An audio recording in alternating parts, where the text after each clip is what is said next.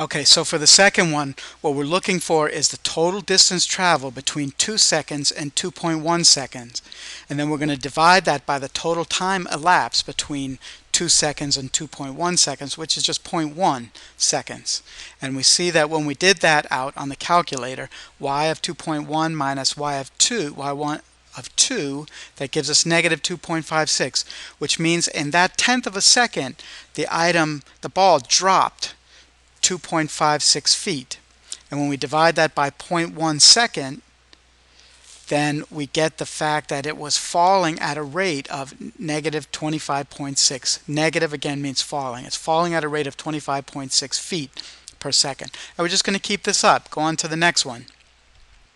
And so we set up the equation. It's exactly the same way. Now we're going to go out to the calculator again and make that little change.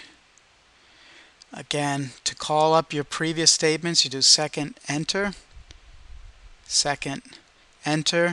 and we want 2.05. So I want to change that 1 to a 0.05. The quick way you can do that is just do second insert, and now I can hit 0 and then come back and hit 5. So 2.05 minus 2, y of 2.05 minus y of 2, and it gives me negative 1.24, and I'm going to divide that by 0.05,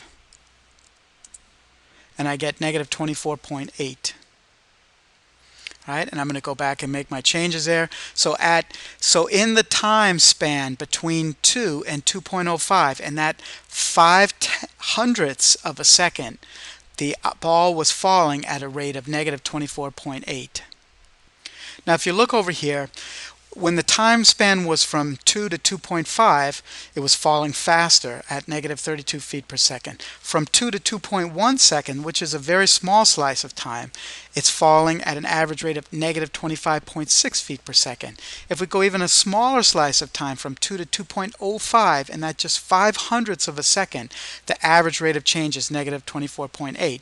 Now finally we're going to do at 2.01 seconds. So we're going to take its position at 2.01, subtract from that the position at time 2, and we're going to see how far it fell. I'm going to go back to the calculator now, and again second enter, and we're just going to change this to 2.01. Enter, and that's negative 0.2416. Divide that by 0.01, and that gives me negative 24.16. So once again, it's y of 2.01 minus y of 2 divided by 2.01 minus 2, which is just 0.01. And so you can see what's happening is that it's getting down closer and closer to the we're taking a smaller and smaller slice of time. And this is really what a derivative is. A derivative is just an average rate of change with a very, very small amount of time. We're making the time so minute, it's 100th of a second now. And we're saying that can be used to estimate the instantaneous speed, or the velocity, the velocity at that moment in time. So I would use the negative 24.16 to estimate, that's for part B, to estimate the instantaneous velocity when t is equal to 2. And if you wanted to get it exact, what your calculator actually does is it just uses a denominator of 0.001. So if you were looking for the derivative of that function at x equals 2, it would just be 2.001 minus y of 2.001 minus y of 2 over 0.001.